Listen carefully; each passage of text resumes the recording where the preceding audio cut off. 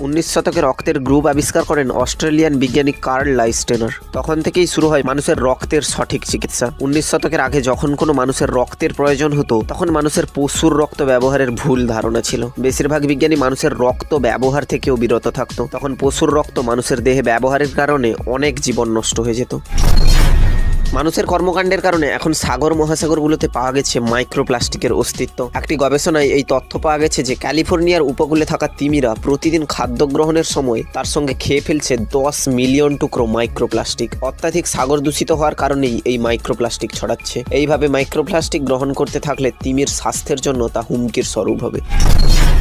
খালি চোখে দেখা যায় না এমন আণুবীক্ষণিক ছবি তোলার প্রতিযোগিতা, যা নিকন স্মল ওয়ার্ল্ড ফটোগ্রাফি নামে পরিচিত। এই অনুষ্ঠানটির আয়োজন প্রতি বছর করা হয়। এইবার ওই প্রতিযোগিতায় ইউজেনিজাস কিভালিয়াসকাস নামক লিথুনিয়ার এক ফটোগ্রাফার পিঁপড়ার মুখের ছবি তুলে স্মল ওয়ার্ল্ড পুরস্কার জিতেছেন। তার তোলা এই ছবি